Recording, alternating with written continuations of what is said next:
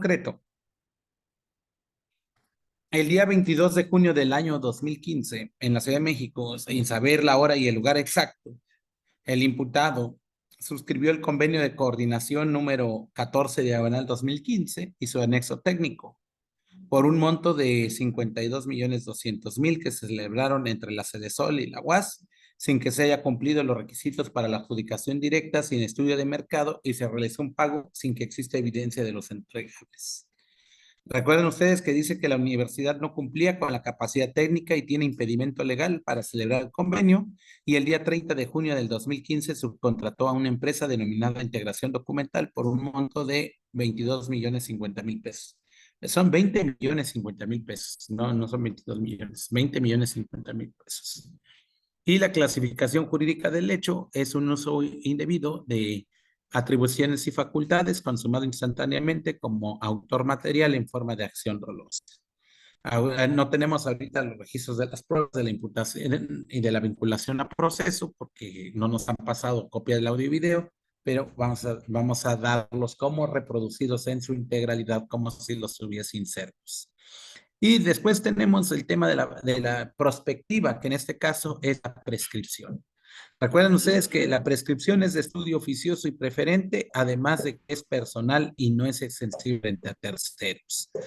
Entonces, con fundamento en el artículo 105 del Código Federal, este, para realizar el cálculo de la prescripción es necesario verificar el medio aritmético de la pena a imponer, que en los términos del artículo 217 del propio Código Penal Federal abarca de 6 meses a 12 años de prisión y la mitad es 6 años, 3 meses. ¿Sí estamos de acuerdo con eso? Muy bien. Ahora, como inferencia inmediata, que ese es el ejercicio que estamos realizando, si el hecho ocurrió el 22 de junio del 2015,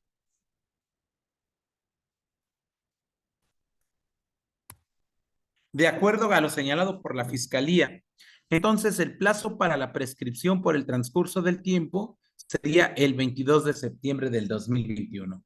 ¿Estamos de acuerdo? Muy bien. Ahora, cabe destacar que el artículo 110 del Código Penal Federal hace referencia a que la prescripción se interrumpe con cualquier acto de investigación,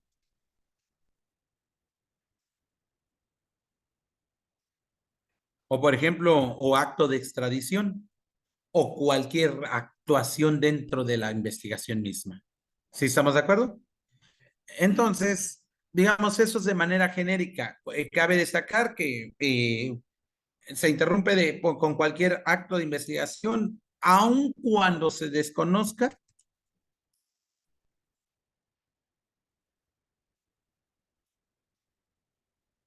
quién es el imputado. Y por tanto, con el acto procesal de la presentación de la demanda, de la denuncia,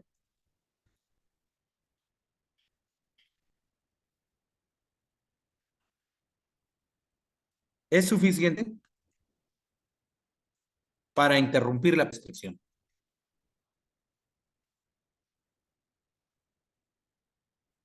Y aquí es donde vamos a observar lo siguiente, pero no podemos dejar desapercibido que el artículo 111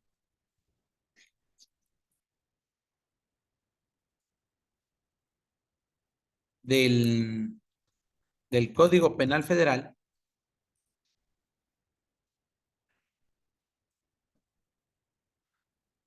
contiene una excepción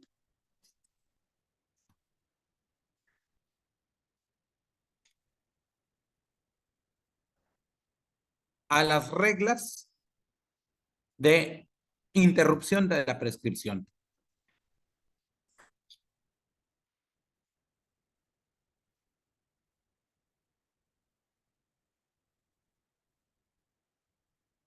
Y esto consiste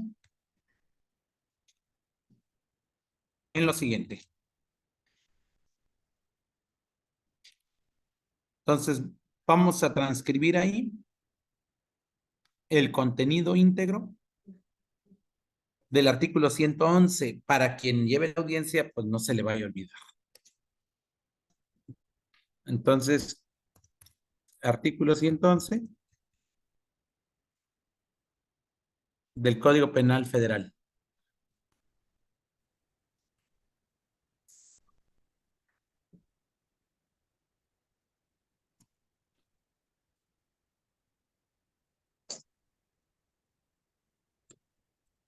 Y ahí está. Y esto es muy importante.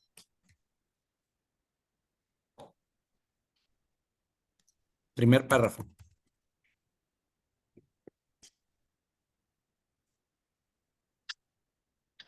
Y nos dice, las prevenciones contenidas en los dos párrafos del...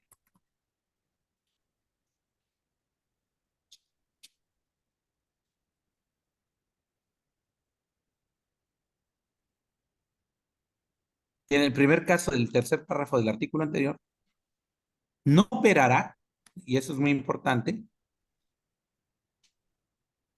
cuando las actuaciones se practiquen después de que haya transcurrido la mitad del lapso necesario para la prescripción. Entonces, eso quiere decir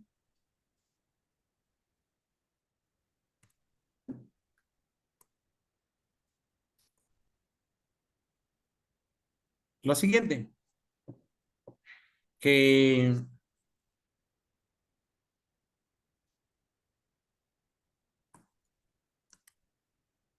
los actos de investigación, bueno, de acuerdo con el contenido del artículo en CITE, los Maestra, una actos pregunta. de investigación. Adelante, Priscila. ¿Un acto de investigación se considera un oficio enviado pues tendiente a la Cualquier acto de investigación? investigación. Ah, Un oficio a policía, un oficio a una autoridad, a un ok. oficio pericial. Y por ejemplo, si el MP le manda al policía, ¿también se considera un acto? Sí, claro. El policía, el Ministerio Público, cuando manda cualquier acto de investigación de los relatados en el artículo 251 del Código Nacional de Procedimientos Penales, son actos de investigación que no requieren control judicial. Entonces, de acuerdo con Gracias. el contenido del artículo en cita, los actos de investigación no interrumpen la prescripción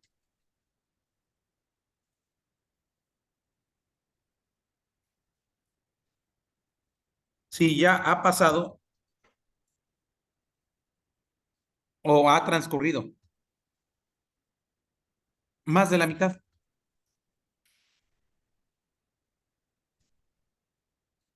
del tiempo.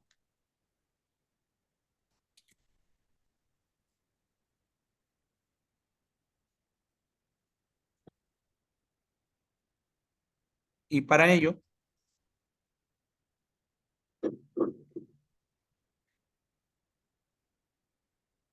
es necesario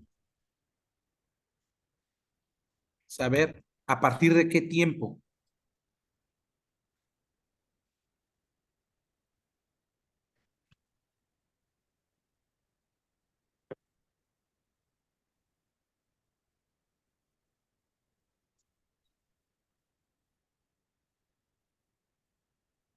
Entonces, vamos a ver lo siguiente. Si el hecho ocurrió el 22 de junio de 2015, entonces la mitad del lapso,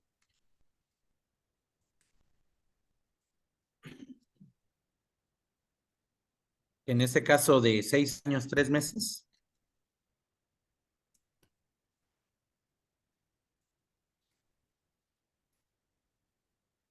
a la mitad son 3 años, 1 mes y 15 días.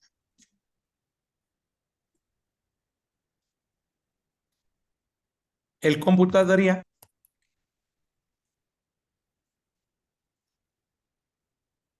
que a partir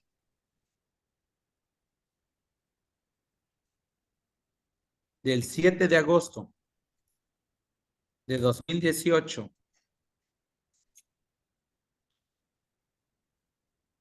ningún acto procesal interrumpe la prescripción. O más bien dicho, ningún acto de investigación.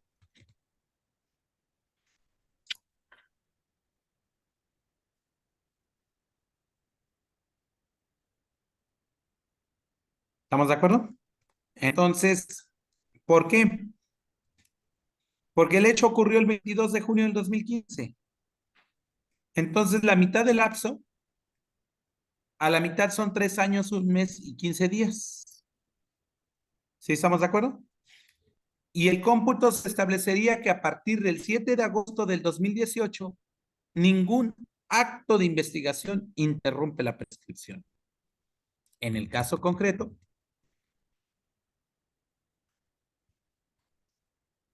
la presentación de la denuncia no interrumpe la prescripción. Adelante.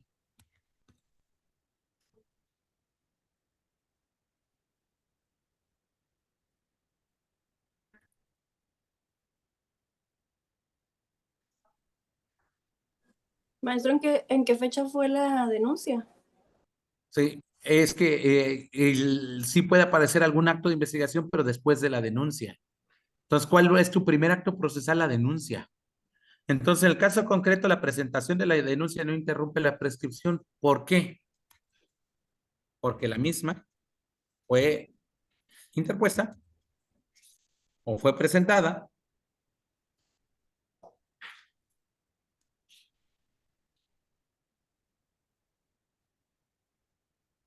20 de diciembre de 2019. Y por tanto, ese acto procesal se realizó en la segunda mitad del lapso para que compute la prescripción o para que corra la prescripción.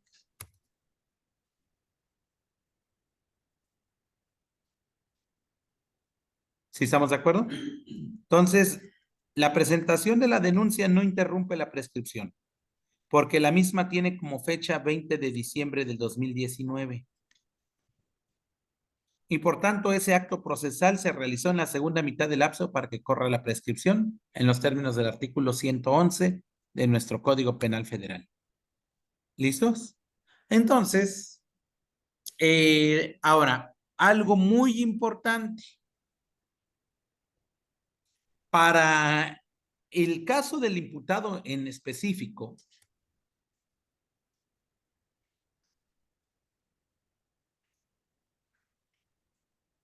la prescripción no se interrumpe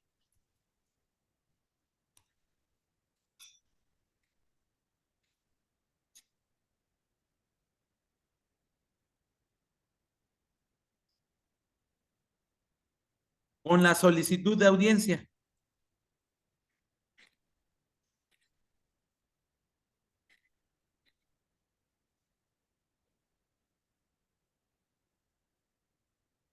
Sino a partir de la solicitud de la orden de aprehensión. Ya que digamos, la prescripción es personal.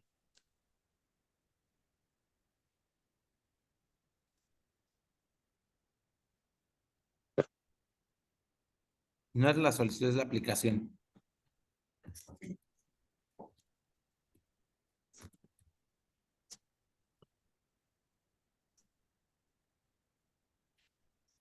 Recuerden ustedes que la prescripción no destruye el delito, destruye la posibilidad de pena.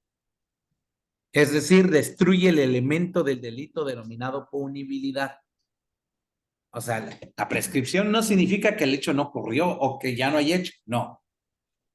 La prescripción, hay un hecho típico, antijurídico y culpable, pero ya no es sancionable. Eso es muy importante tomarlo en cuenta. Entonces, como afecta directamente a la pena, entonces no podemos decir, como ya se judicializaron con los otros coimputados, contigo también se interrumpe la prescripción. No, es a manera personal. Entonces, la única forma de garantizar el tema de la prescripción es a partir de la solicitud de la orden de aprehensión. Entonces, si ya tenemos de la orden de aprehensión adelante o hacia atrás, no debe pasar 6 años, 3 meses de prisión. Entonces, en el caso concreto, es necesario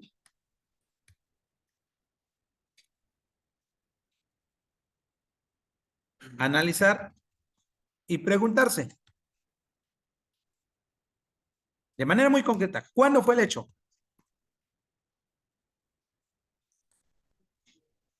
¿Cuándo se presentó la denuncia?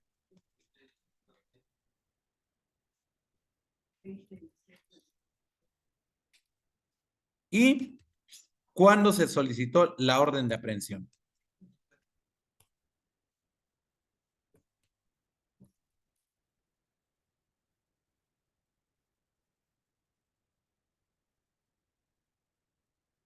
Entonces, ¿cuándo fue el hecho? 22 de junio del 2015. Incluso lo vamos a poner ahí entre paréntesis. 22 de junio de 2015. ¿Cuándo se presentó la denuncia? 20 de diciembre de 2019. ¿Y cuándo? Ajá, 13 de diciembre 2021. Incluso fue un poco de manera posterior porque hubo negativas, pero bueno, no importa. Vamos a poner esa fecha. De ahí fue más adelante. Entonces, la prescripción excluye pena, no excluye delitos. ¿Qué pasó? Sí, adelante. Adelante, adelante. ¿Sí estamos de acuerdo? ¿Perdón? Sí. Porque no justificaban el riesgo de la cautela. Pero esa no es una causa imputable al que no está localizable.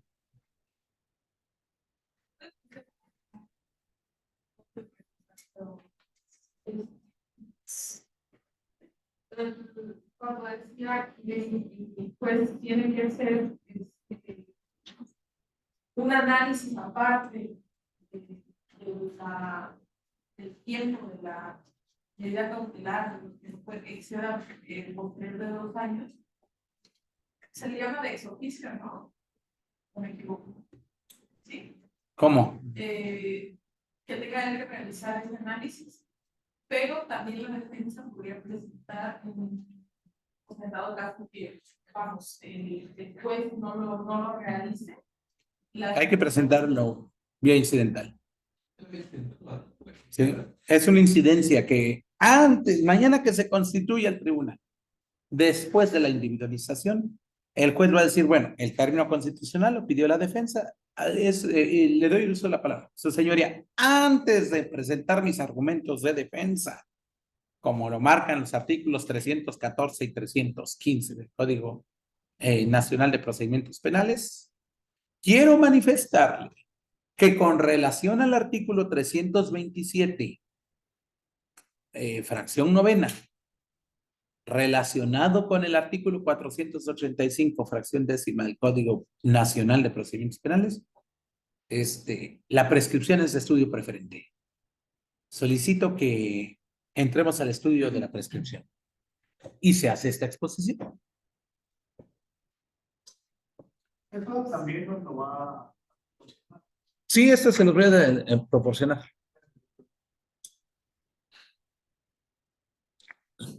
Pero una pregunta. Listos. Por ejemplo, hace que vimos comentaba de este tema de que llevan 9 años y le niegan un cambio de bien cautelar. ¿Cuál es incidente o se va a ir a amparo? No, voy a promover apelación. Apelación. Sí, porque ya. Pero si es procedente el amparo. Sí, claro. Sí, sí es procedente. ¿Están en amparo o están en amparo? Sí, es que ahorita, quién sabe, porque dijeron que si no se resuelve el martes van más tiempo. Entonces, mejor ahorita que no, ya le mandé una tarjeta informativa al consejero. Eso no lo hagan, ¿eh?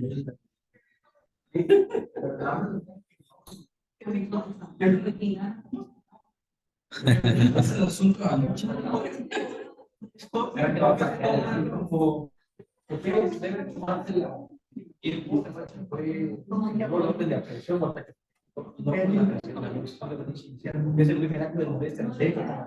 Ajá. No, es que cuando se convoca la audiencia inicial, él nunca es enterado ni notificado. Entonces, realmente no hay acto de molestia ahí. Desconocido.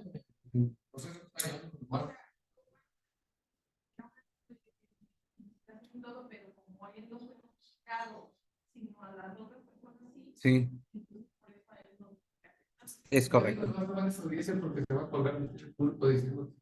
Van a aparecer citaciones. Sí, pero las citaciones no interrumpen. No. Tiene que ser la orden de aprehensión o la citación, pero que comparezca físicamente. Y la orden de aprehensión también No, no porque ya estaban vinculados los demás. Y ahí es donde el fiscal va a decir, no, es por identidad de hechos, a todos los demás no. Mucho cuidado, la prescripción es personal. Si no la pongo, no te va. No, personal, ¿no? Una cosa es instancia de parte y otra cosa es personal. O sea, personal quiere decir que... ¿Sí estamos de acuerdo? Entonces, la prescripción es de estudio oficioso y preferente, además de que es personal y no extensible frente a terceros. La prescripción no excluye la existencia del delito, sino de la pena.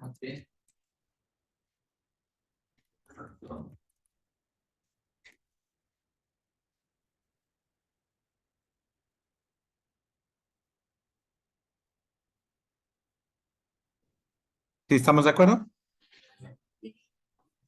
Ahí se queda, es un delito impune.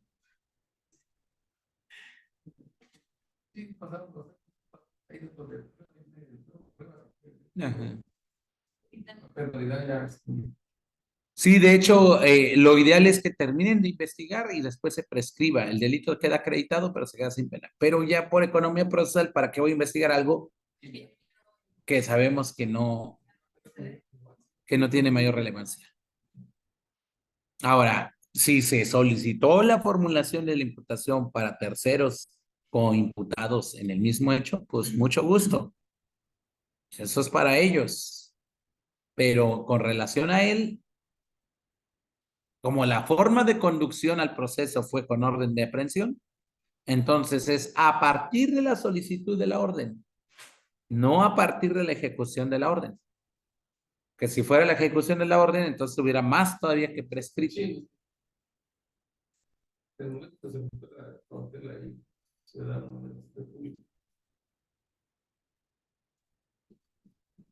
¿Sí estamos de acuerdo? Continuamos.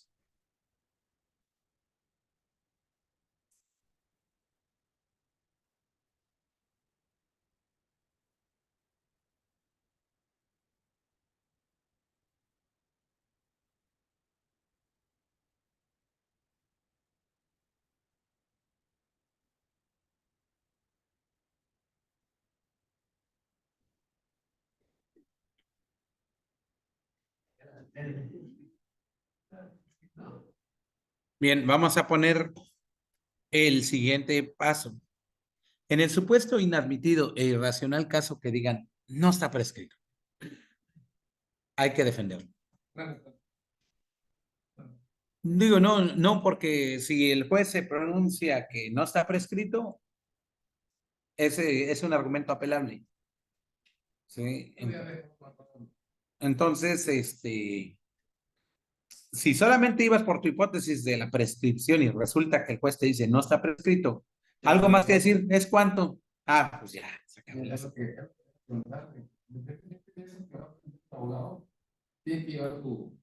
Ahora, exactamente. Argumentos.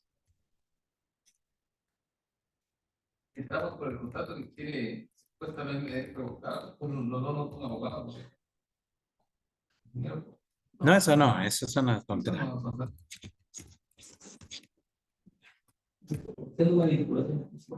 Argumentos que sustentan la no vinculación.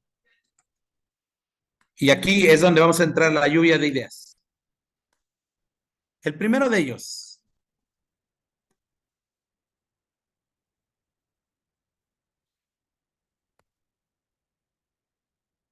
El primer argumento.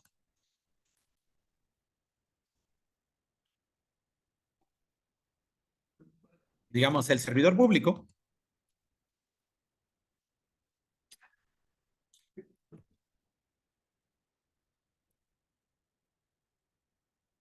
firmó el contrato el 22 de junio de 2015. Y la vigencia del mismo contrato no, perdón, es convenio.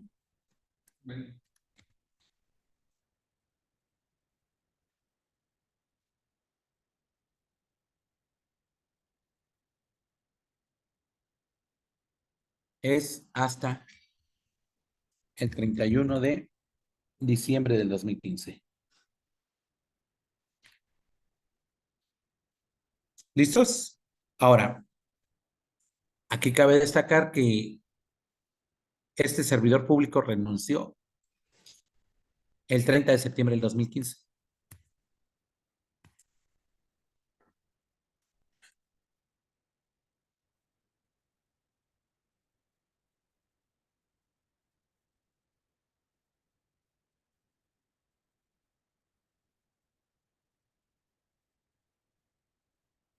Y por tanto, no le corresponde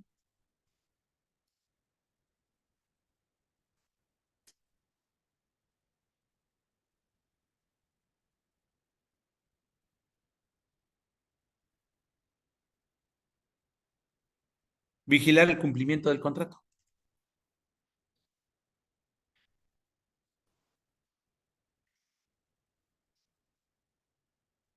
ya que dejó de ser servidor público.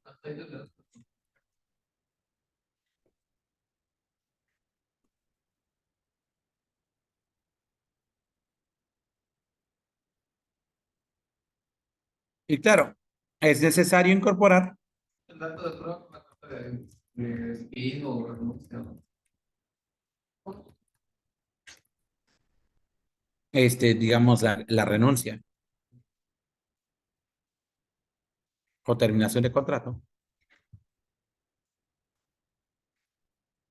digamos, la declaración de conclusión final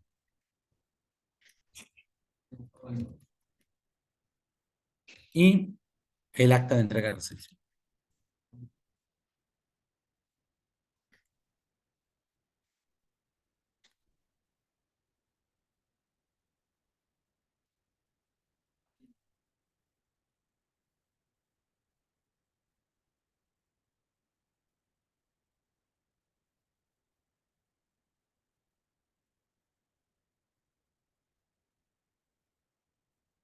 Entonces, es necesario incorporar como dato de prueba carta de renuncia o, o, terminación de contrato,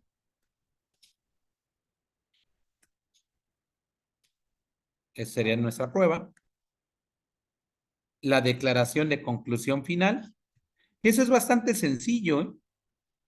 Porque, miren, vamos a ver lo siguiente. Se los voy a, también se los voy a transmitir a los compañeros.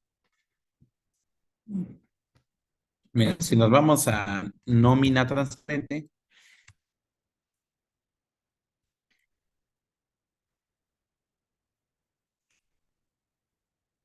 aquí nos aparece los que están vigentes ahorita.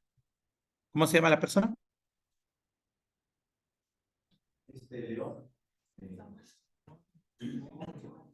León. Simón.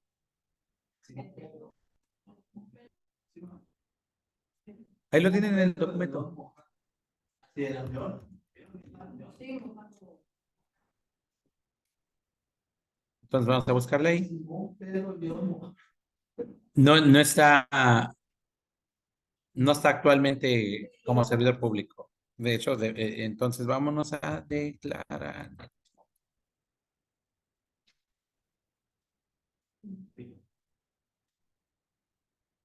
A mí me parecen todos los servidores.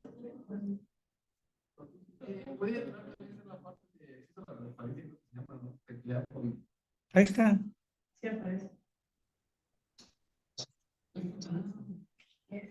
Es una documentación pública. Aparece la fecha de presentación, 25 de noviembre del 2015. ¿Eh? Sí, el mismo, ahí aparece.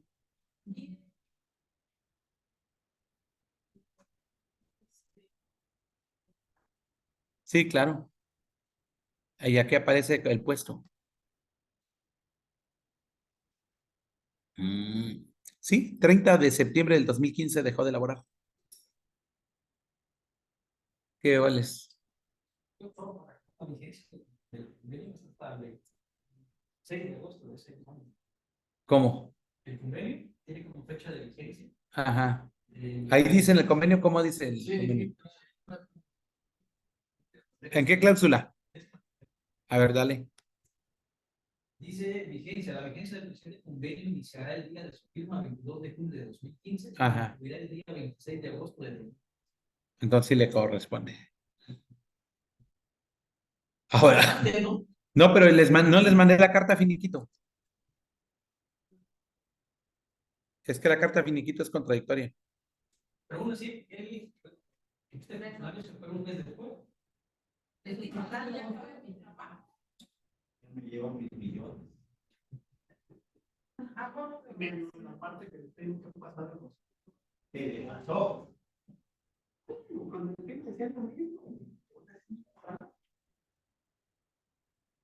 Sí, esta chanito se fue bien.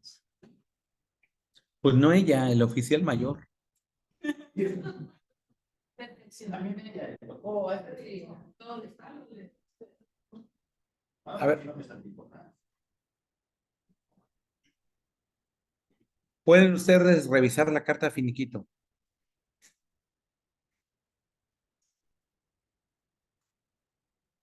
Pero creo que no concuerda la carta de finiquito, con el número de convenio. Todo lo hay que tomar.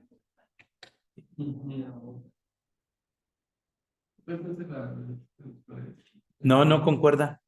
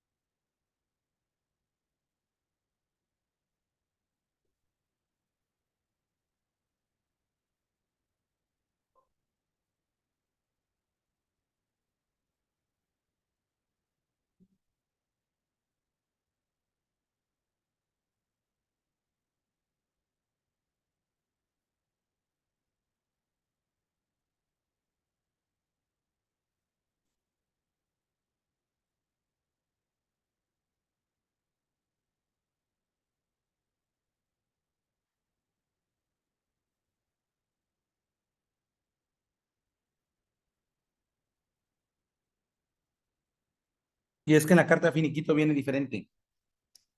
Dice, con fecha 25 de junio del 2015, fue celebrado el convenio entre la Secretaría a través del titular de la Dirección General de Geoestadística y Padrones de Beneficiarios y la Universidad Autónoma de Zacatecas, en lo sucesivo de la universidad, consistente en la prestación de servicios denominado diagnóstico inicial para la integración.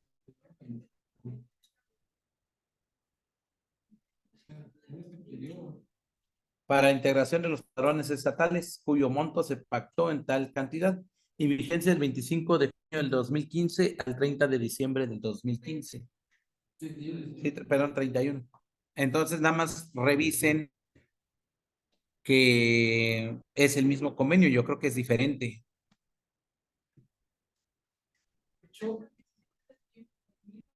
La finalidad del convenio de los uniones es para el diseño y desarrollo de una metodología de intervención para el fortalecimiento del padrón de beneficiarios de la persona. Mientras que el acta es el diagnóstico inicial para la integración de los padrones estatales de beneficiarios. Entonces no concuerdan. Son dos documentos totalmente diferentes. Ahora, cotejen ustedes el número de convenio y ahí se van a ver que es diferente. Entonces, el elemento probatorio de la fiscalía no es concordante. Vámonos nada más a la literalidad del puro convenio, porque si nos vamos a meter en cuestiones de los anexos y todo eso, se van a dar cuenta que no concuerdan. Dicho sea de otra manera, la información que está metiendo ahí la fiscalía no es coincidente con el hecho que está investigando. ¿Sí estamos de acuerdo? Bueno. Entonces, al 16 de agosto, ¿verdad? 26. ¿De acuerdo a qué cláusula?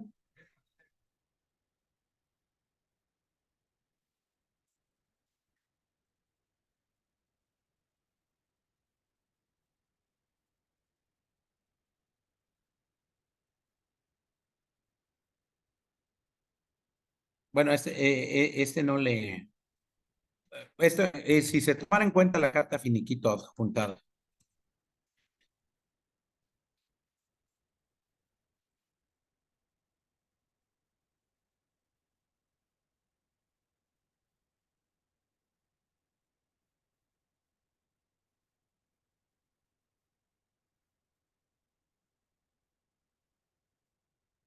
Entonces,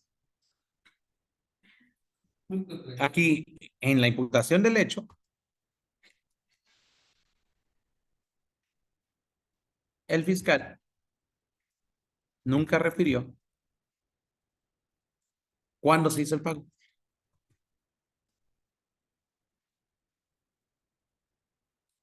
No se tiene certeza.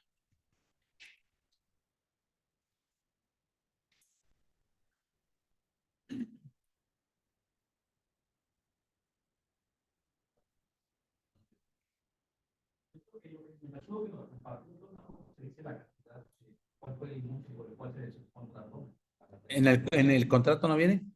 No, en el convenio no. Y en el Ujú. estudio de los compartidos. Debe venir en los anexos. ¿Sí viene? La audiencia inicial. En la audiencia inicial sí viene. De la subcontratación. No viene la cantidad. Vamos a hablar de los 52 millones. Ajá. Una tercera, ¿no? Pero no dice cuánto fue el importe de esa subcontratación. En la imputación sí viene. Aquí está, tiene 22 millones. Sí. ¿22 millones o 20 millones? 22. Muy bien, entonces vamos a corregirle aquí arriba.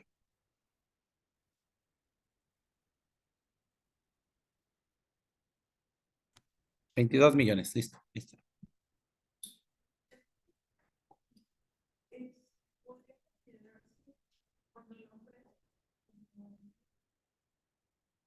Es un medio de prueba impertinente.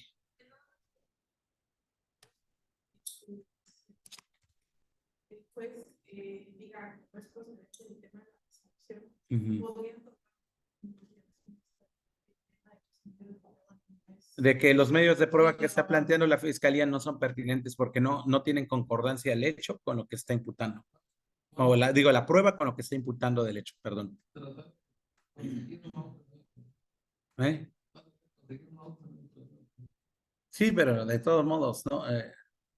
Si no da la prescripción, lo van a vincular. Sí, es muy diferente, ¿verdad? no pase a juicio oral. No, que no pase primero el tema de la prescripción. Ajá, no, ya en la investigación complementaria desacreditar todos estos elementos. Claro, sí, porque todavía.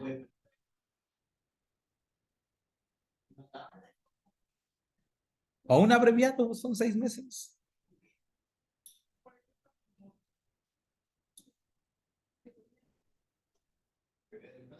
Sí, tu teoría del caso podrías usar como técnica el hecho de no decirlo y ya posteriormente evidenciar todas las cosas. También. Sí, pero en vía de mientras se queda vinculado. Y se queda dentro. Tiene que pagar su talaje.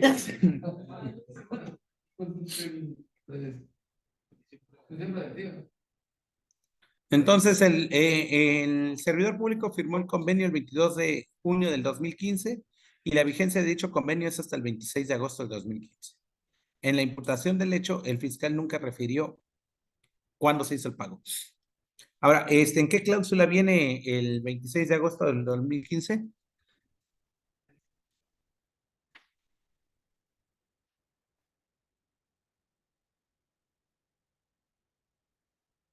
En la imputación del hecho, el fiscal nunca refirió cuándo se hizo el pago. ¿Listos? Bueno, ahí queda. Ahora, si se tomara en cuenta la carta feniquito y no contenido del convenio,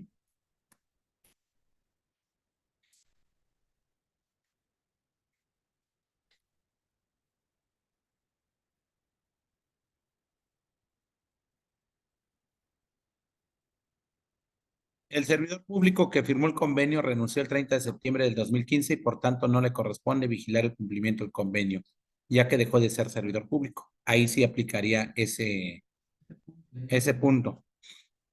Pero bueno, ahí la máxima. Por eso lo puedo estoy poniendo entre paréntesis. Ahora, el primer punto, es necesario, bueno, ¿qué elementos probatorios para poder sustentar ese planteamiento? Pues realmente ninguno, nada más del, digamos, del audio y video, donde el fiscal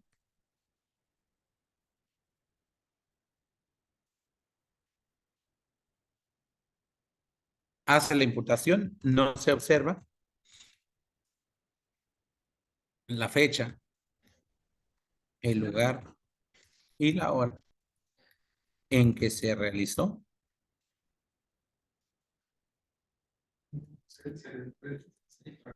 el pago de ese convenio. Además,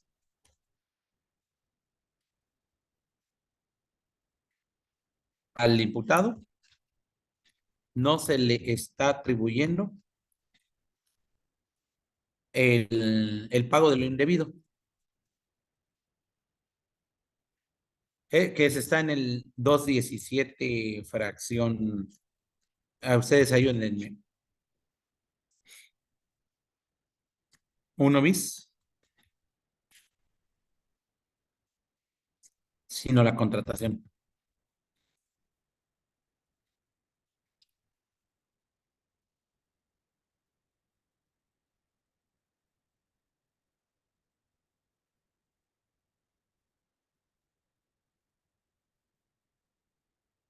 Si tienen por ahí el código penal para que busquen el pago de lo indebido, está en el mismo 217.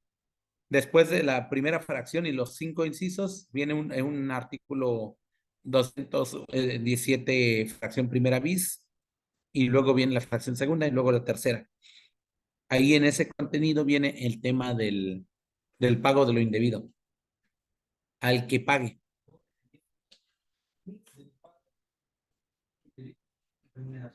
No, esa es remuneración ilícita. En el mismo 217 vienen las fracciones del Código Penal.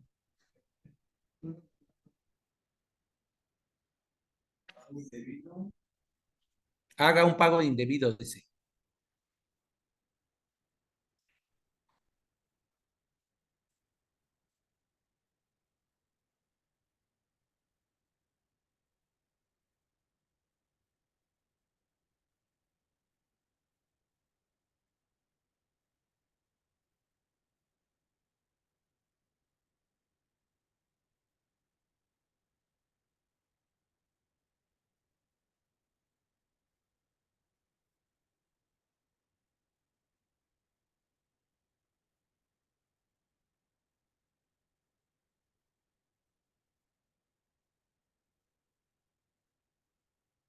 Ahora vamos al punto tercero, en lo que me ayudan a buscar esa parte.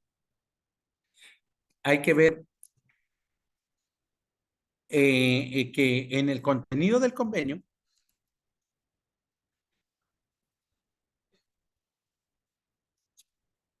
perdón, Hay una cuestión que dice el servidor público que teniendo a su cargo fondos públicos le entrega una aplicación distinta de aquella a que estuvieran destinados o haga un pago ilegal. ese Es la fracción tercera del 1 bis del 217. fracción tercera. Sí. Inciso B, fracción. Inciso B, sí. O sea, es dentro del 217 está el 1 bis, fracción B, inciso 3. A ver, Bryce. ¿Ya lo vieron? Sí, los delitos de... Sí, pasa.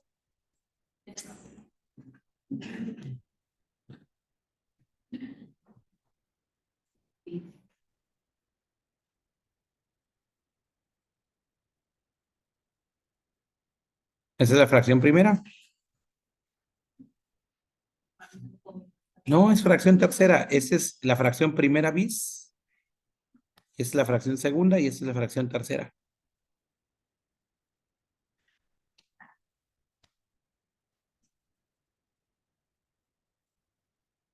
Esta.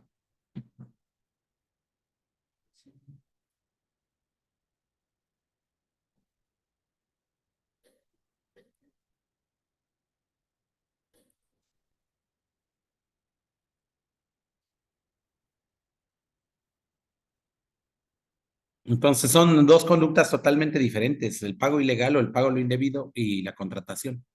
Y a él le están atribuyendo contratación al que contrate, punto.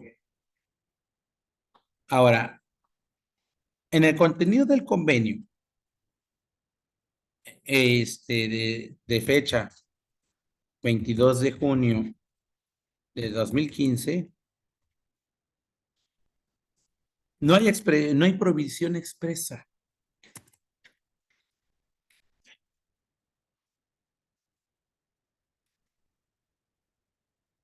para subcontratar. ¿Sí estamos de acuerdo?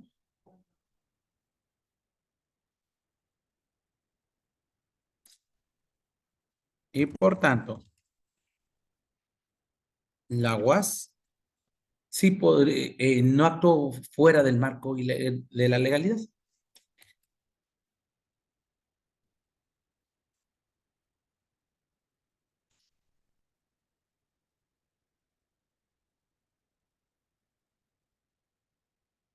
Y ahí el argumento que dice el compañero, además,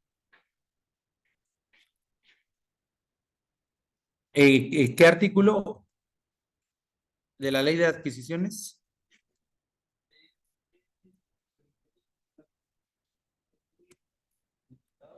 No, el artículo tal sí autoriza la subcontratación.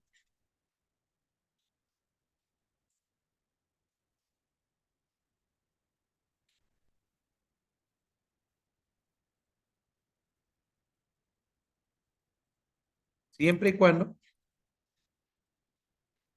el monto de lo subcontratado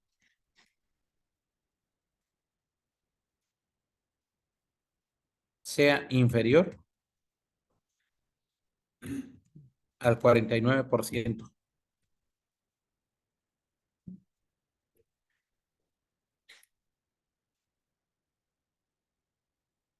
Entonces, ¿eso en qué artículo lo dice? El cuarto del reglamento de la ley. ¿En el cuarto?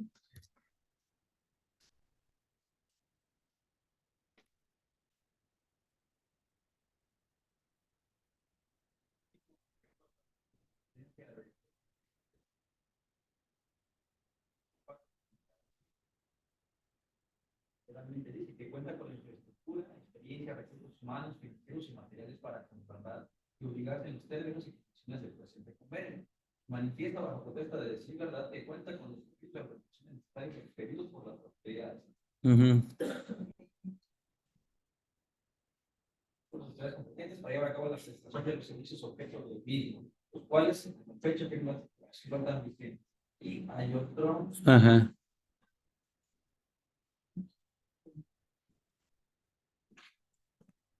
Esto es de la declaración destinada. Entonces, bueno, vamos por partes para que no nos vayamos a perder. Entonces, en el contenido del convenio no hay provisión expresa para subcontratar y por tanto la universidad no puede actuar fuera del marco de la ilegalidad. Además, el artículo 4 del reglamento de la ley de adquisiciones se autoriza la subcontratación siempre y cuando el monto de los subcontratados sea inferior al 49% de la cantidad autorizada. Sí, en el caso concreto, ¿cuánto se comprometió? En el caso concreto, si el monto del convenio es de 52 millones, 200,000 pesos,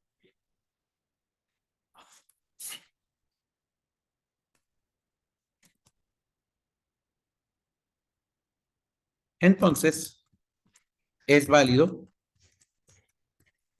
realizar una subcontratación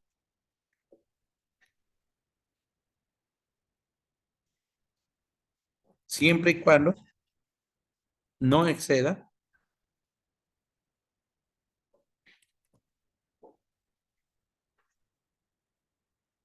de, 578,000. ese es el 49%, 25 millones,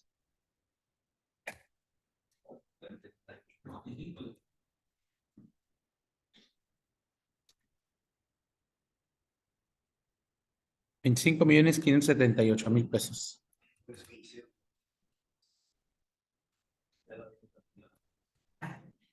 Y por tanto,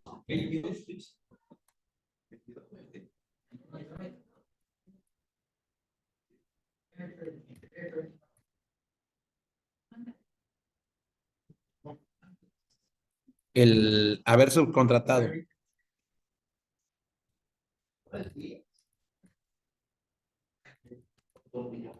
22,050, ¿no?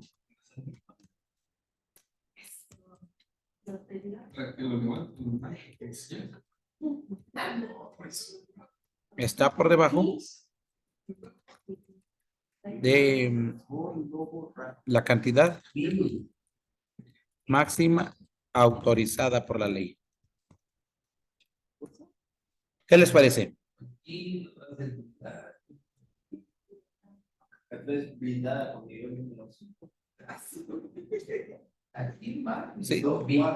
¿Sí estamos de acuerdo?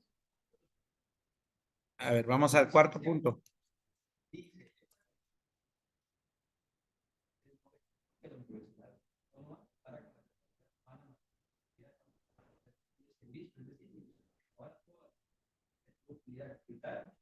Compatible con el objeto de la universidad, sí que fuera acorde de las actividades comerciales y profesionales de su universidad, pero dentro del convenio también hay una cláusula donde la universidad Este es el 1.7, dice que previo a la firma del presente convenio ha corroborado que la universidad cuenta con la capacidad técnica, material y humana para la construcción. Ajá, en el 1.7, ¿va?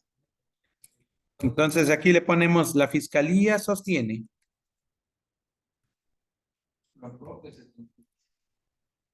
que el imputado no verificó la capacidad técnica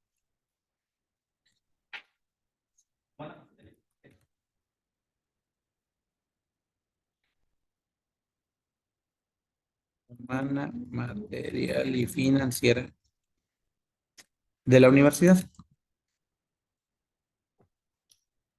Para la prestación del servicio.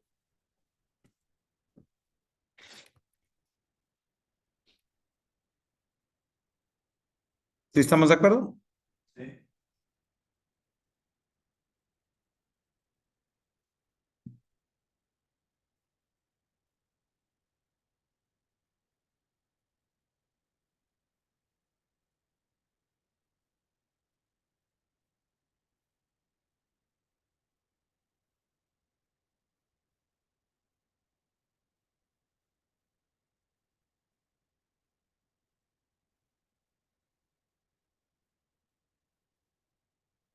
Entonces, la fiscalía sostiene que el imputado no verificó la capacidad técnica de la universidad para la prestación del servicio. ¿Cuándo? Del propio artículo. Bueno, más bien dicho, de la propia cláusula.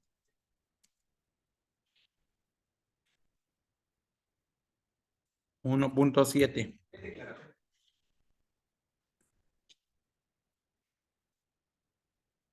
del convenio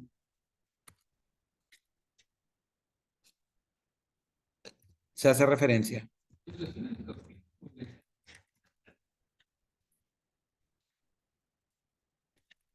El capítulo de declaraciones. si cumple con dichos requisitos. Ahora, aquí muy importante. Bueno, además de que la universidad es autónoma, que es, digamos, una cuestión importante.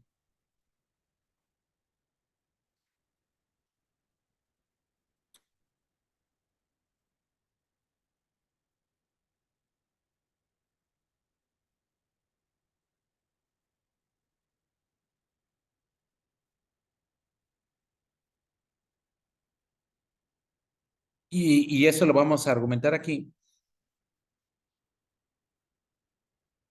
El contrato nunca ha sido denunciado para que se considere nulo.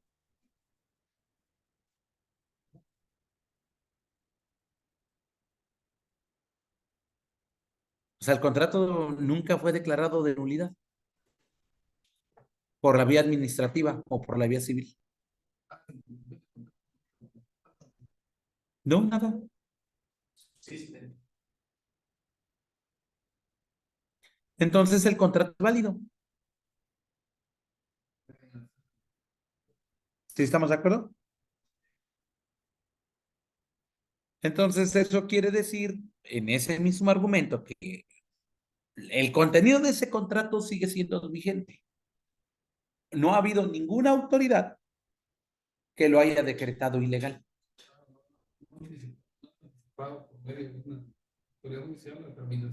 Sí, es más, ni siquiera la función pública ha agregado un documento que haya declarado ilegal ese contrato en la vía administrativa. Y mucho menos hay una sentencia del Tribunal Administrativo que corrobore dicha circunstancia. Entonces, si la Fiscalía sostiene que el imputado no verificó la capacidad técnica de la universidad para la prestación del servicio, cuando en la propia declaración del convenio se hace referencia a que la institución sí cumple con dichos requisitos, y hasta el momento ninguna autoridad administrativa o jurisdiccional ha declarado que ese contrato sea nulo o sea ilícito.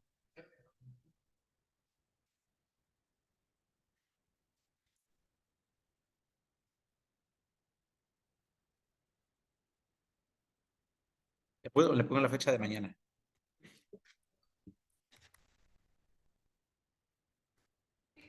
del MP de acercarse más trabajo. ¿Perdón? ¿Qué ganas del MP de acercarse más trabajo? Pues eso ya.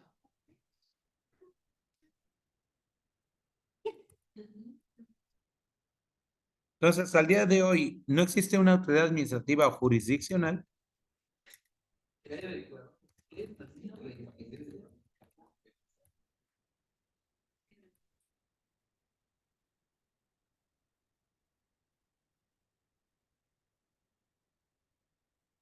¿sí? Hasta el día de hoy, no existe una autoridad administrativa o jurisdiccional que haya declarado ilegal, ilícito o nulo ese contrato. ¿Perdón? Tiene las facultades La fiscalía no tiene facultades. para hacerlo valer en otra vía.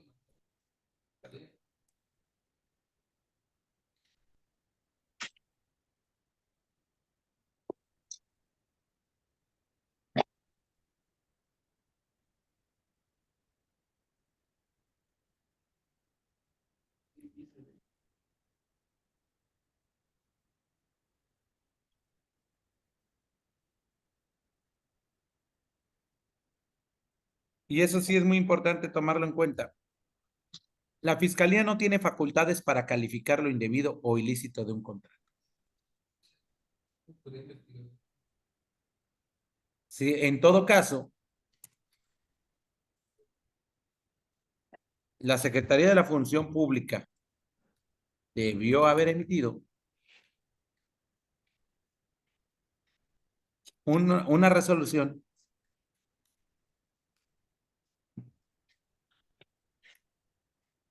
donde se declare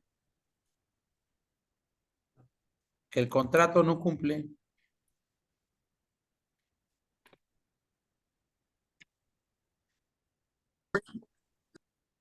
con los requisitos. Bueno, pero en este es convenio.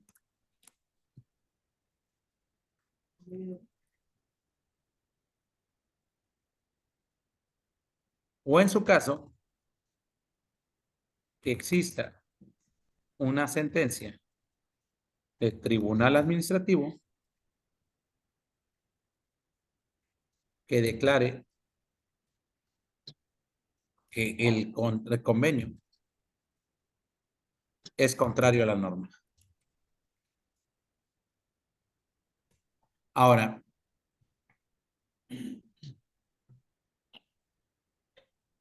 el contrato sigue surtiendo sus efectos.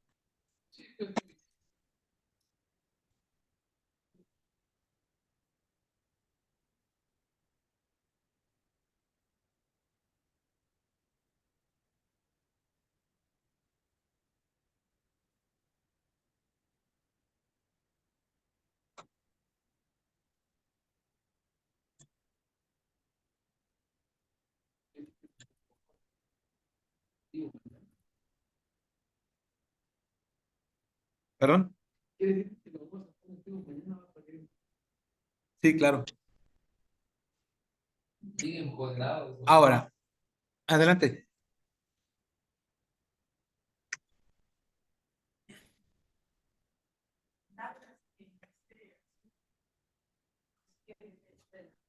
Pericia del abogado. Ajá.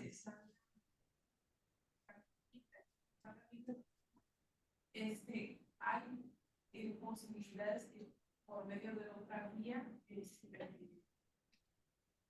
lleve el asunto. Sí, pero ya estaría prescrita la acción administrativa. Por eso lo están haciendo por la vía penal. Porque la vía administrativa son 2 años. ¿Sí estamos de acuerdo? Sí, claro.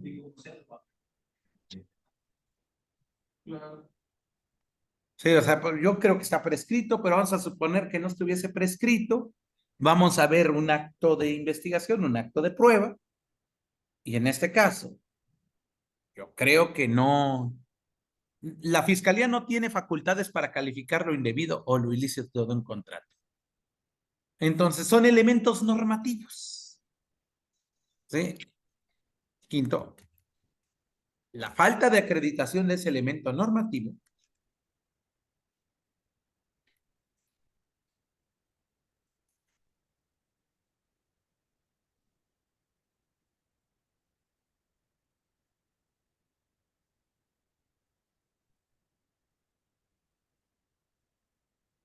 es una causa de atipicidad.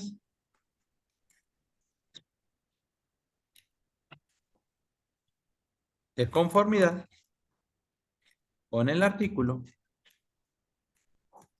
15. Ustedes ayúdenme. ¿Qué fracción?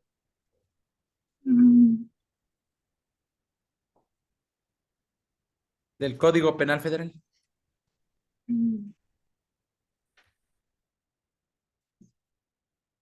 Sí, entonces la falta de acreditación del elemento normativo denominado ilicitud o indebido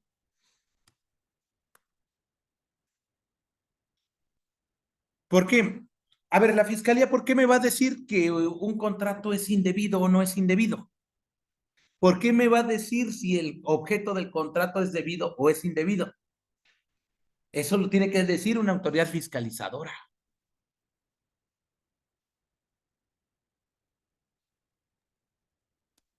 La Pero fiscalía no puede decir qué es debido o qué es indebido. Derivado de que hay digamos, una resolución, una investigación, una constatación por parte del órgano fiscalizador, que en este caso es la Secretaría de la Función Pública, que diga, eso es indebido, te denuncio. Ah, entonces sí. ¿Pero por qué? Porque el fiscal ya tiene una calificación previa de un elemento normativo del tipo que no le corresponde a él, sino que le corresponde a una resolución o le corresponde a una norma. ¿Sí estamos de acuerdo? Sino cualquier acto irregular en materia administrativa sería de cualquiera, ¿eh? ¿Sí estamos de acuerdo? Ahora, perdón, adelante, Rox, te escucho. me genera una duda, porque puede ser, por ejemplo, o sea, lo que estamos discutiendo es en sí el objeto o la materia del contrato. Sí, Ajá, sí, porque porque no. el fiscal dijo que el contrato es indebido Ujú, porque la universidad subcontrató ujú, y además porque no se cumplió el objeto del contrato. ajá, Muy bien, ok, está bien. El problema está de que en el contenido del contrato o en el convenio no hay una prohibición expresa de subcontratación. Y el artículo cuarto del reglamento de la ley de adquisiciones refiere que sí se puede subcontratar siempre y cuando no exceda del tope de 49% del monto total del contrato. Y en ese caso sí ajá. excede. Digo, no Ya. excede. ¿Sí estamos de acuerdo? Sí, sí, sí, sí. Ok.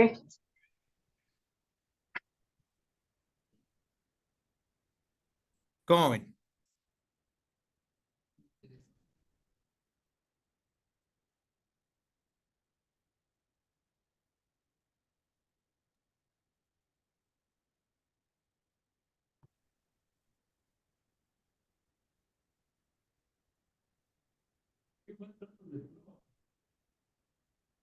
Pero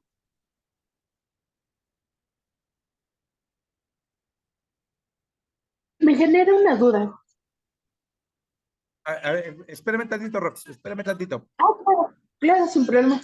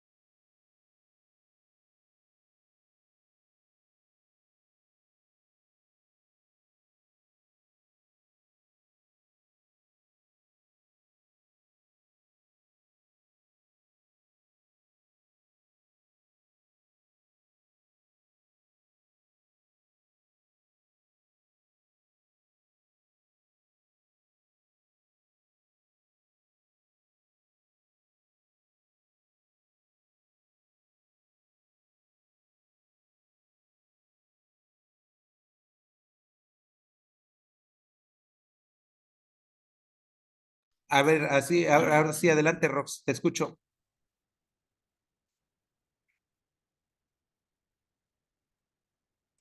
Bueno, Sí, en lo que... Sí, adelante. ujú. Entonces se está yendo por la vía de la cuantía del tema de la subcontratación.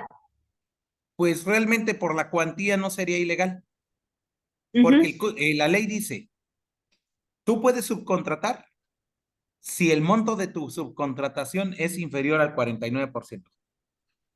Ajá, establece un límite. Sí. Y el límite, digo, si el 100% son 25.700.000, digo, el 100% son 52.200.000. Ujú. Entonces, es válido realizar una subcontratación siempre y cuando no exceda de 25.700.000, digo, 578.000, que esto es el 49%. Claro. Ya. ¿Listo? Y por tanto, el haber realizado una operación de 22 millones, ¿cuánto es en qué porcentaje queda? Hagan una regla de 3. Si 52.200.000 es igual al 100%, 22.050.000, ¿cuánto es? 22.050.000 por 100 entre 52.200. A ver, hagan la cuenta. ¿Sí se entiende? Sí, A sí, ver, sí. saquen su calculadora. Multipliquen 22.050.000 por 100 y lo dividen entre 52.200.000. ¿Cuánto da?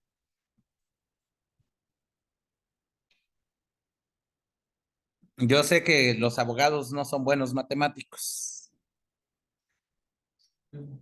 pero saquemos la ecuación. 22.050.000, o sea, multipliquen este por 100 y divídanlo entre 52.200.000. A ver, aquí. ¿Por 100? A ver, ¿Y de ahí? 22 millones, 0,52. 0,50,000. Perdón, 0,50,000. Multiplicamos por 100 y lo Ok. dividimos. ¿eh? Lo multiplicamos por 100 y lo dividimos por. Lo multiplican por 100 y lo dividen entre, no por 52.200.000.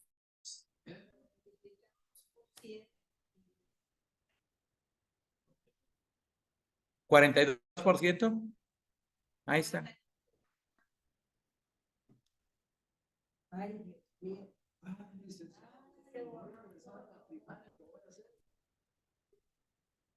¿Sí, sí se entiende, Rox? Sí, Entonces, el tope máximo es 25 millones, 578. Y en este caso están contratando, o digo, están subcontratando por 42.24%. ¿Qué les parece?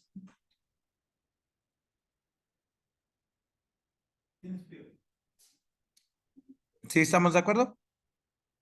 Entonces, si están 42.24, es perfectamente válido. Ahora, aquí hay un punto muy importante que dice la fiscal,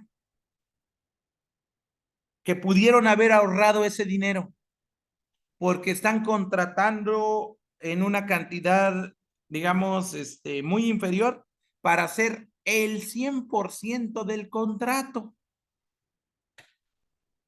Y por ahí es donde se va a querer meter la fiscalía. O sea, va a decir, oye, entonces el costo de la operación, del valor, es de 20 millones o 22 millones.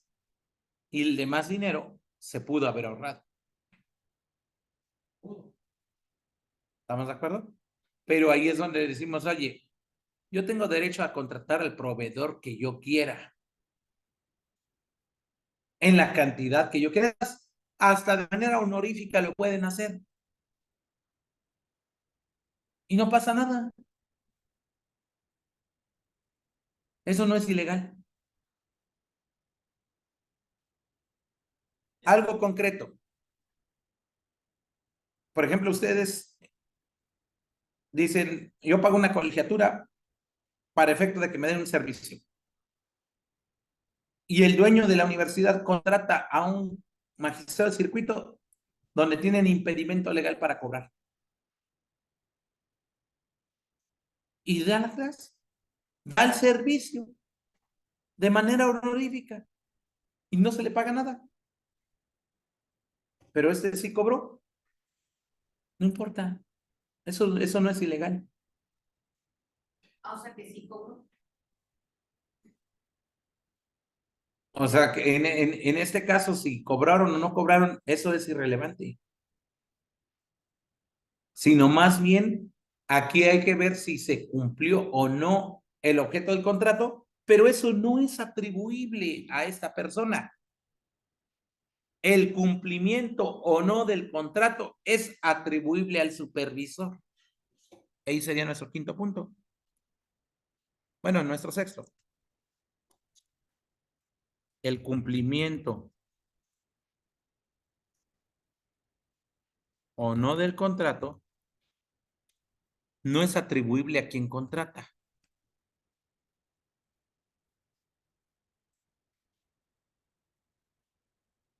Sino al supervisor del contrato.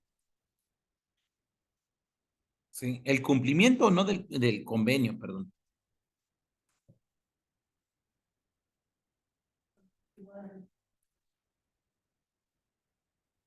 No es atribuible a quien contrata, sino al supervisor del convenio.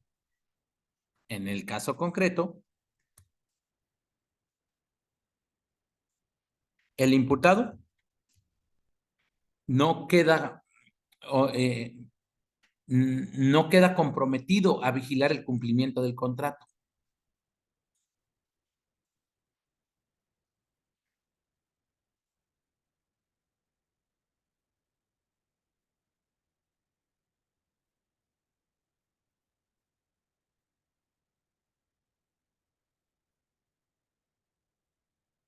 Sino solamente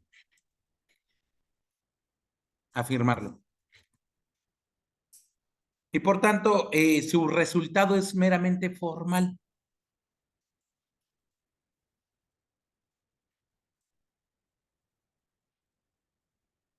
No material. Y esto es muy importante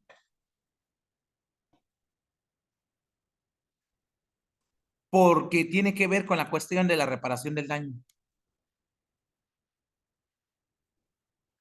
O sea, no toda persona que firma un contrato que después incumple en el contrato, no le es atribuible a él. O sea, si a mí me presentan como servidor público un contrato y yo lo firmo, yo confío porque están en los mecanismos de vigilancia, de protección y en el reparto de roles que cada uno va a vigilar con relación a ese contrato. ¿Sí estamos de acuerdo? Pero que después digan, tú firmaste ese contrato y no se cumplió. Pues si no se cumplió, el área que le corresponde tiene que alegar el cumplimiento del contrato, no el área que firmó.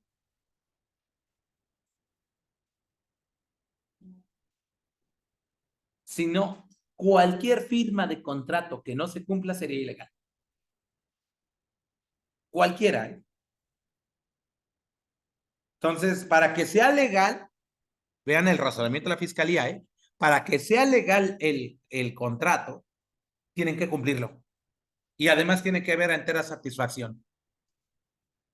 Ahora, si los entregables ya no están, también es contratación ilícita. No, espérate.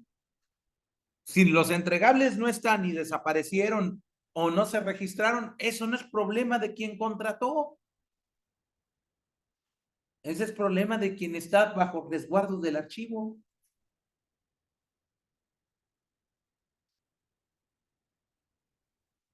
Sí, la secretaría de la universidad ahí hubiera.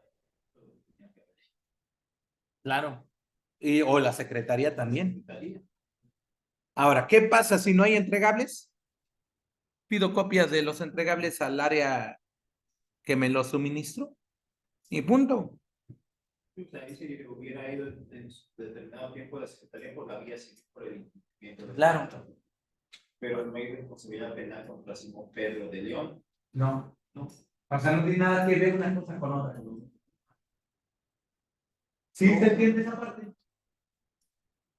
Ahora, si se demuestra que no hay entregables, pues mucho gusto.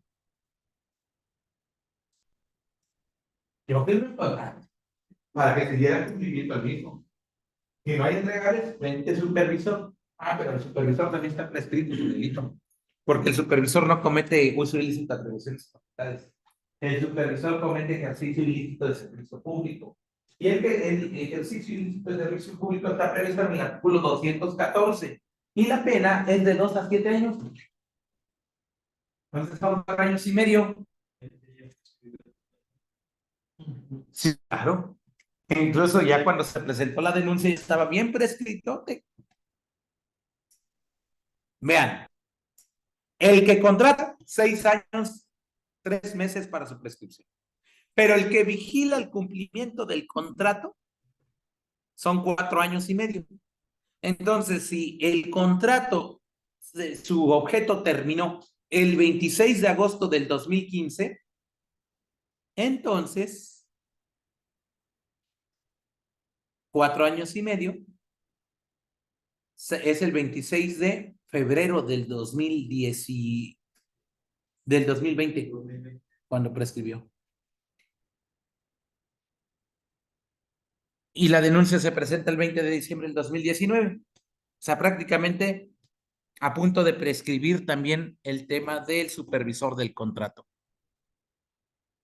Entonces ya nada lo interrumpe.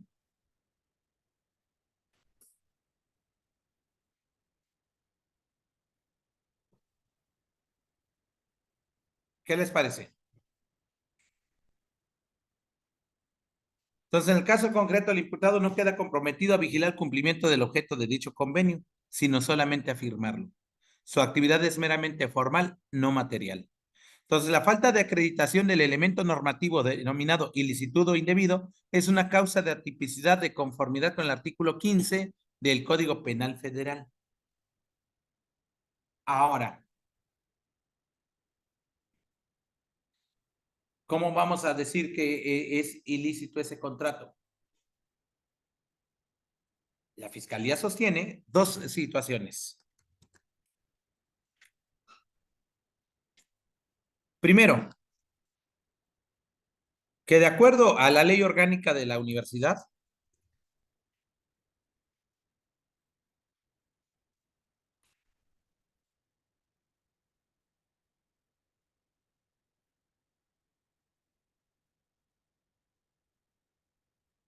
en su objeto social no está facultada para realizar este tipo de convenios.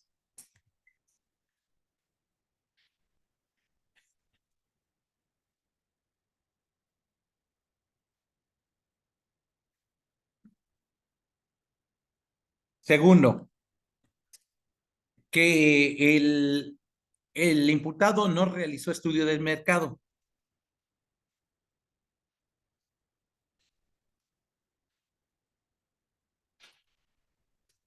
Tercero, que el imputado no cuidó las mejores condiciones para la contratación.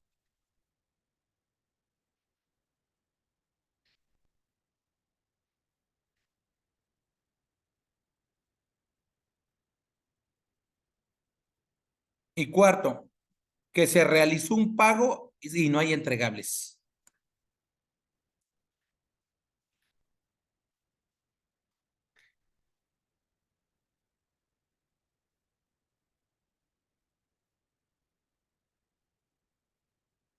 Y quinto, de que la universidad subcontrató 8 días después de...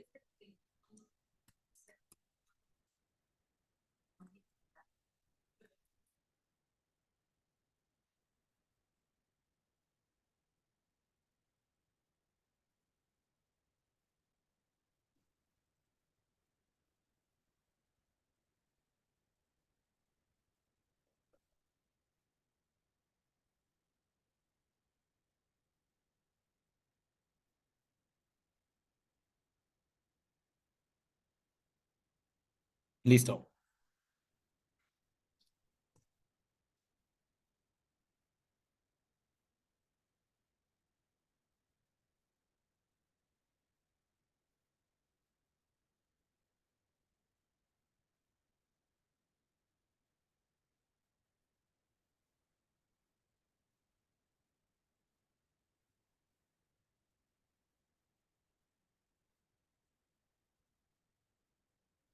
Yo creo que estos son los elementos que sostiene la Fiscalía. Primero, que de acuerdo a la ley orgánica de la universidad, en su objeto social no está facultada para realizar este tipo de convenios. Ese es su primer argumento. Segundo, que el imputado no realizó estudio de mercado. Tercero, que el imputado no cuidó las mejores condiciones para la contratación, debió haber licitado. Y cuarto, que realizó el pago de los servicios y no hay entregables. Digo que se realizó porque no dice que lo realizó. Y el quinto, que la universidad subcontrató el 30 de junio del 2015 por el total del objeto del contrato por una cantidad menor a la del convenio original. Adelante.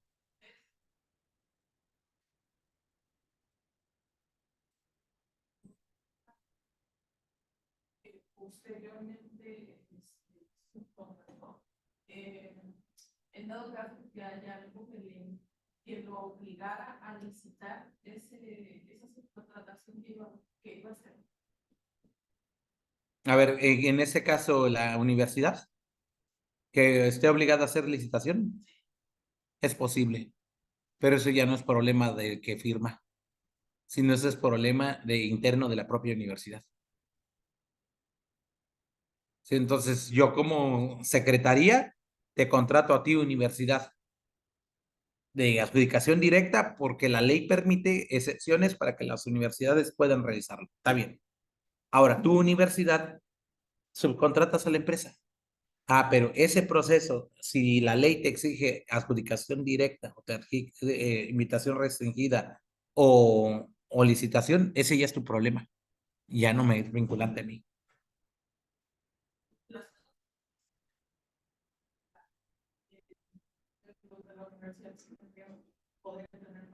Podría, pero también está prescrito. Pero además, sí pudo habernos licitado de la universidad pública hacia la empresa particular. Pero también hay que ver su normatividad. ¿Por qué?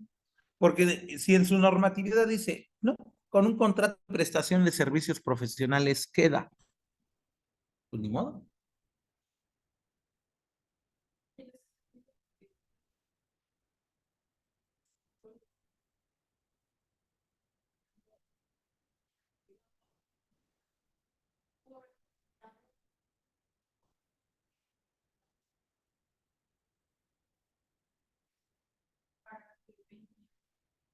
$22 millones, ¿no? Te digo que tú puedes contratar por 52 millones y contratas 100 profesores para que den gratis ese servicio. Y tú te quedas con 52 millones. Eso es válido.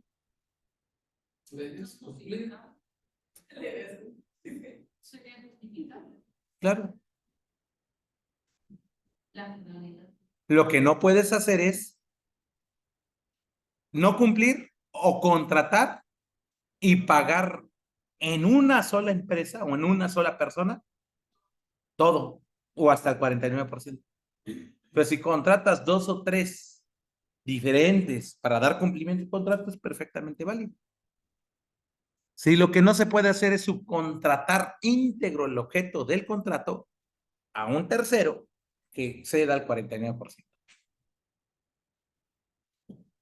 ¿Qué les parece?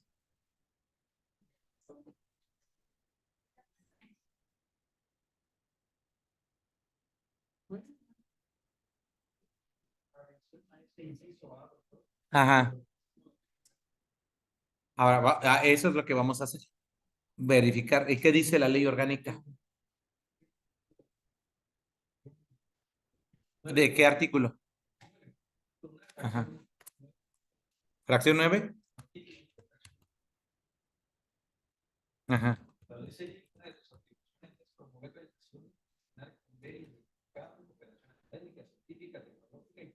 instancias oficiales de la Federación, de las entidades federativas o municipales y con instituciones afines del Estado, del país y del extranjero. Ah, pues sí puede. Entonces, el artículo 9, fracción 9 de la ley orgánica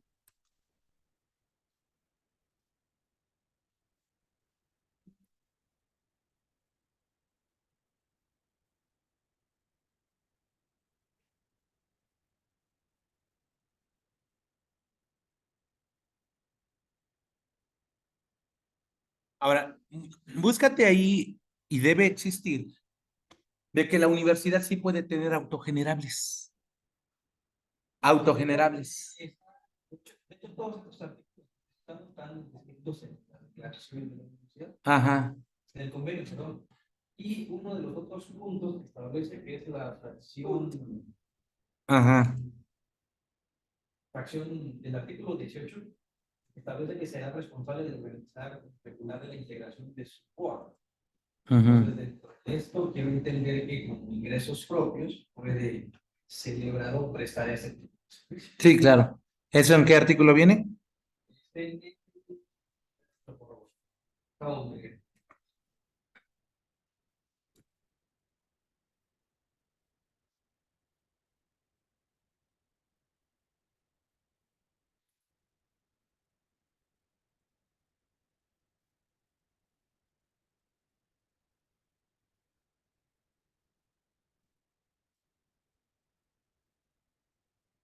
Dentro del mismo artículo 9, fracción 10, las Ujú. instituciones es elaborar su plan de desarrollo institucional y sus planes operativos, ¿no?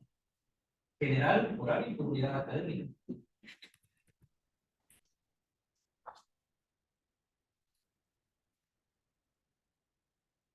La universidad puede generar sus recursos propios. ¿De acuerdo? A sus planeaciones, ¿no? Ahora, el estudio de mercado.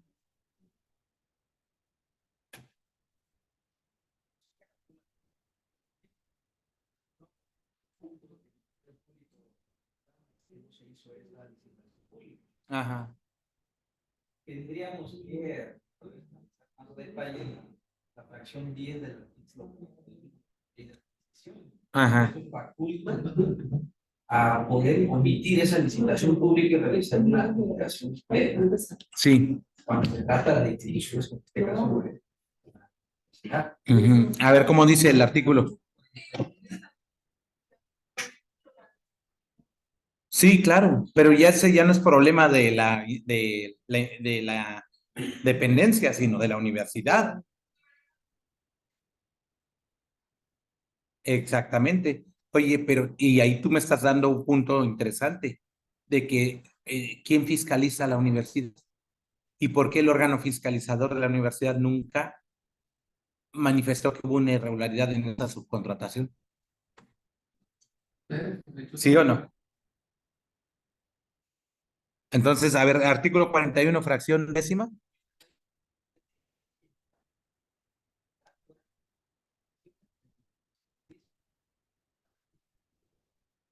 Ujú. a cuando menos 3 personas, fracción directa, Ajá. la fracción 10 dice, se trata de servicios de consultoría, asesorías, estudios o investigación, debiendo aplicar el procedimiento de investigación a cuando menos 3 personas, de las que se incluirán instituciones públicas y privadas de educación superior, centros públicos de investigación. Ahí está. Entonces, este es artículo 41, fracción décima.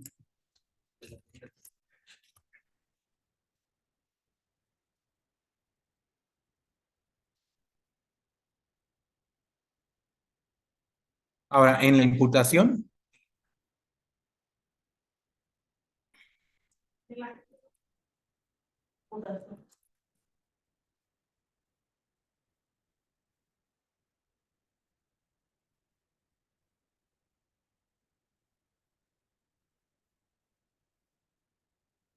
ahora, miren, fíjense, en la imputación, el fiscal nunca refiere, y ahí es omisivo, para decir, oye, Universidad Autónoma de Zacatecas, no hay otros dos más que integren la invitación a 3. Pues sí, pero eso no es causa de ellos, es causa del área requirente, pero tampoco le dice al imputado, oye, debiste haber hecho una invitación cuando menos a 3 y adjudicaste. O sea, eso no es parte de la imputación y ya no la puede corregir. Nada más dice, adjudicaste y no generaste las mejores condiciones. Y nada más, pues no dice la circunstancia de modo. Pero sí existen datos de prueba que establezcan que la subcontratación fue por la totalidad del sector. Sí, sí, es la totalidad del servicio y no la totalidad de la cantidad. Sí, dime.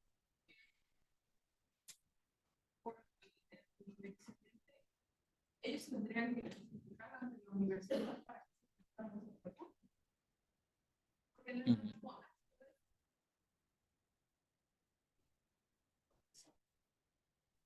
Yo creo que sí, ¿no?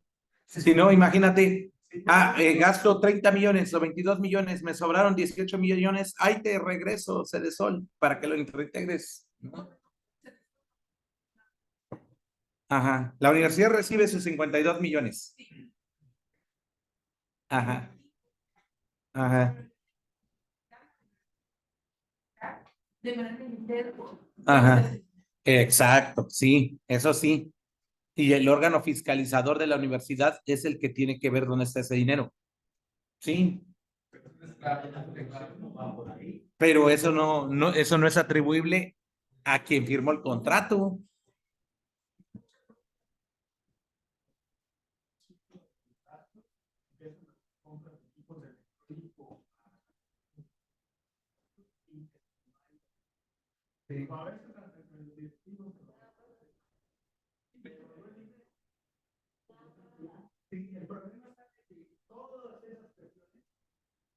Lo debe decir el área fiscalizadora de la universidad. Y aquí nunca hubo pronunciamiento del área fiscalizadora de la universidad. Sí. No, pero el área fiscalizadora de la universidad no pertenece a la universidad, es la Contraloría del Estado.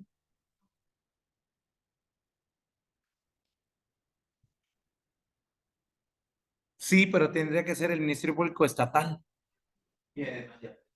Y además ya prescribió. Bien, ¿cómo ven? Entonces, a ver, como último punto de esta parte, ahorita terminando ya les mando el documento.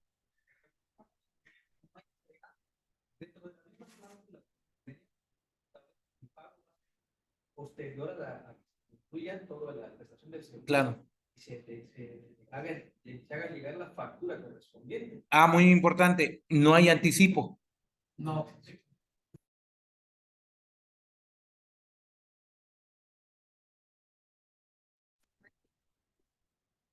En el convenio no hace referencia a la existencia de un pago previo o de un anticipo. Así no sino que el pago se realizará hasta después de haber entregado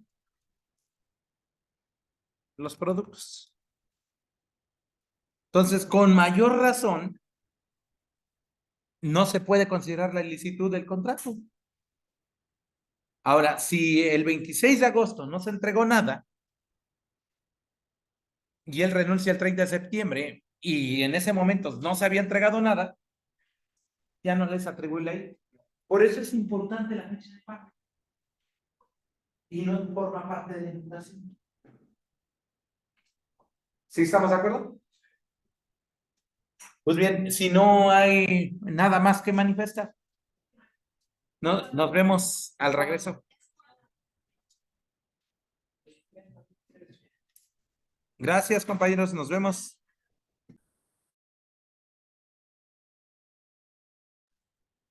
Bien, nos conectamos mañana. Si pueden, desde las 8:30 de la mañana, vamos a estar trabajando. Gracias. Enterada.